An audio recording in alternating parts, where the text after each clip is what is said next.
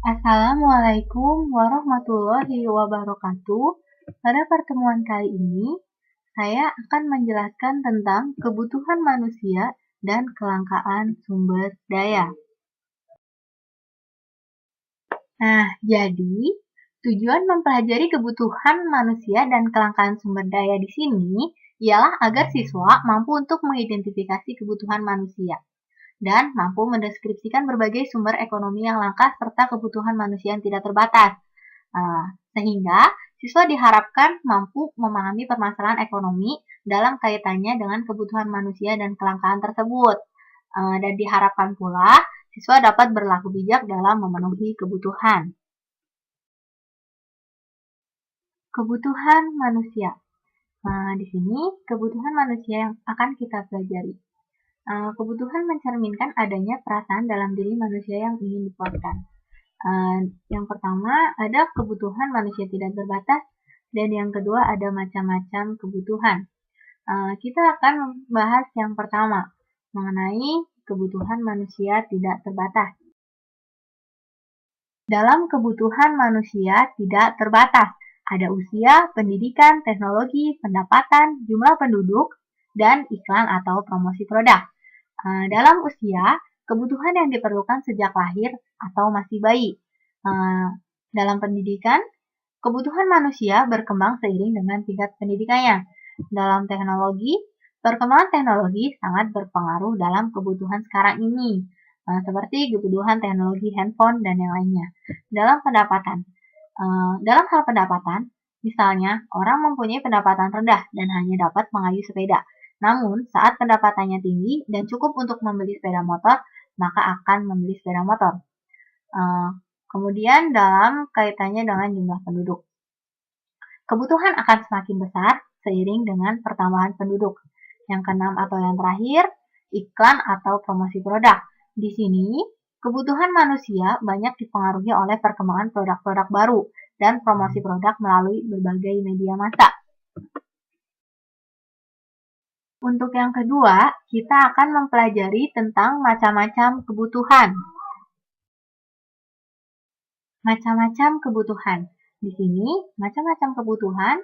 Yang pertama, berdasarkan intensitas kegunaannya. Yang kedua, menurut bentuk dan sifatnya. Yang ketiga, kebutuhan dilihat menurut waktu pemenuhan. Yang keempat, kebutuhan dilihat menurut subjek. Yang pertama, berdasarkan intensitas kegunaannya, kebutuhan ada kebutuhan primer, kebutuhan sekunder, dan kebutuhan tersier. Yang kedua, menurut bentuk dan sifatnya, ada kebutuhan jasmani atau material, dan ada kebutuhan rohani atau spiritual. Yang ketiga, kebutuhan menurut waktu pemenuhan, ada kebutuhan sekarang, kebutuhan masa depan, kebutuhan yang tidak tentu waktunya, dan kebutuhan sepanjang waktu. Yang keempat, kebutuhan menurut subjek.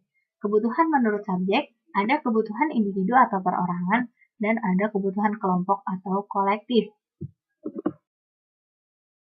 Barang sebagai alat pemenuhan kebutuhan manusia. Yang pertama, dari segi cara memperoleh ada barang. Ada barang ekonomi, ada barang bebas, dan barang lilit. Kemudian yang kedua, dari segi cara penggunaan, ada barang konsumsi dan ada barang produksi. Yang ketiga, dari segi hubungan dengan barang lain, ada barang substitusi dan ada barang komplementer. Yang keempat, dari proses pembuatan, ada bahan mentah, barang setengah jadi, dan barang jadi. Selanjutnya, kita akan mempelajari tentang kelangkaan. Kelangkaan ialah kondisi di mana kita tidak mempunyai cukup sumber daya untuk memuaskan semua kebutuhan kita dengan singkat. Yang akan kita pelajari dari kelangkaan ialah sebab-sebab kelangkaan dan jenis-jenis sumber daya ekonomi. Yang pertama, tentang sebab-sebab kelangkaan. Dalam sebab-sebab kelangkaan, yang pertama, perbedaan tata geografi. Yang kedua, cepatnya pertumbuhan penduduk. Yang ketiga, kemampuan produksi. Yang keempat, perkembangan teknologi yang tidak sama. Yang kelima, bencana alam.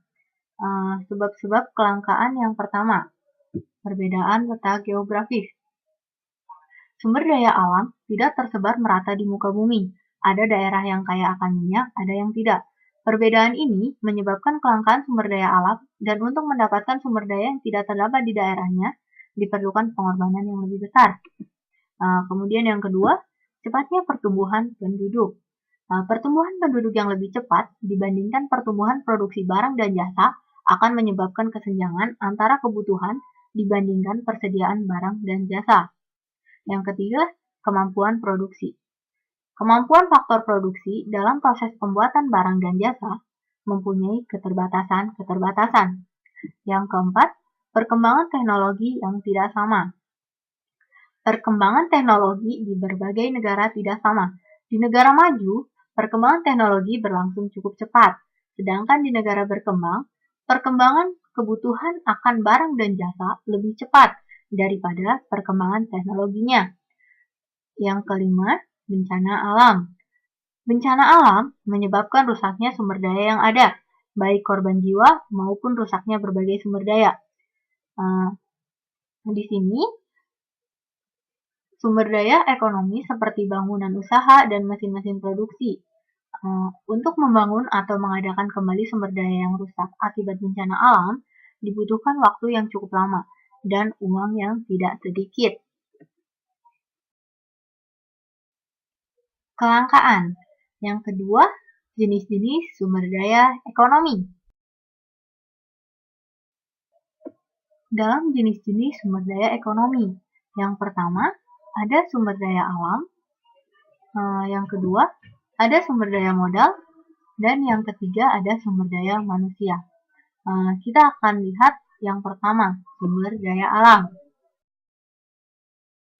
Sumber daya alam. Sumber daya alam merupakan faktor produksi yang langsung diperoleh dari alam, seperti tanah dan cadangan mineral yang terdapat di dalamnya. Ada sumber daya alam yang dapat diperbaharui dan sumber daya alam yang tidak dapat diperbaharui. Sumber daya alam yang dapat diperbaharui, di sini sumber daya alam yang dapat diperbaharui tidak akan habis selama manusia masih mengembangbiakan atau memperbaharuinya. Contoh sumber daya alam yang dapat diperbaharui ialah tanaman atau pohon dan hewan.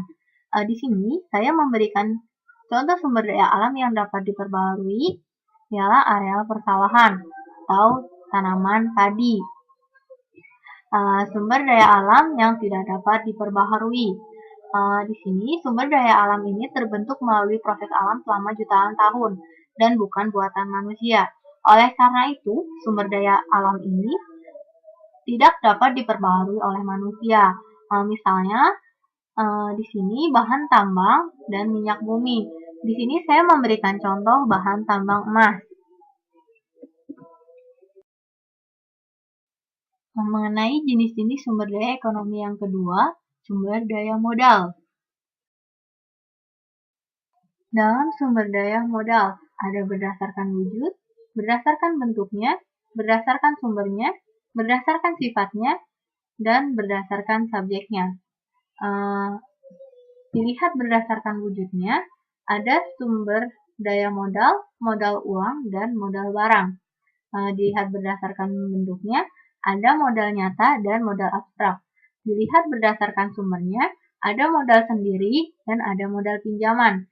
Dilihat berdasarkan sifatnya, ada modal lancar dan modal tetap. Dan dilihat berdasarkan subjeknya, ada modal perorangan dan modal masyarakat. Kemudian, kita akan mempelajari jenis-jenis sumber daya ekonomi yang ketiga, sumber daya manusia. Sumber daya manusia.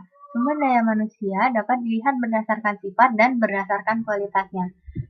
Sumber daya manusia dilihat berdasarkan sifatnya, ada tenaga kerja rohani dan tenaga kerja jasmani. Tenaga kerja rohani dibutuhkan untuk jenis pekerjaan yang banyak memerlukan daya pikir, daya kreasi, atau pengetahuan. Sedangkan tenaga kerja jasmani dibutuhkan untuk jenis pekerjaan yang banyak membutuhkan kekuatan atau ketahanan fisik jasmaninya. Kemudian, sumber daya manusia dilihat berdasarkan kualitasnya. Di sini ada tenaga kerja yang terdidik, tenaga kerja terlatih, dan tenaga kerja yang tidak terdidik dan tenaga kerja tidak terlatih.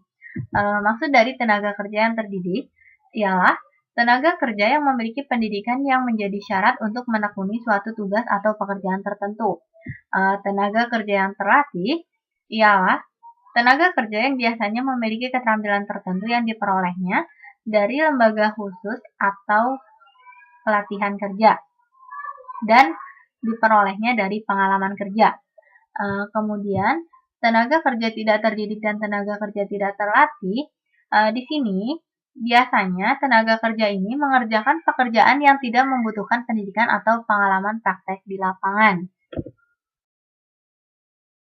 Saya akan memberikan contoh sumber daya modal dan sumber daya manusia. Seperti yang sudah kita ketahui, contoh sumber daya modal seperti uang kertas yang biasa kita gunakan dalam kegiatan transaksi. Dan untuk sumber daya manusia di sini ialah human resource.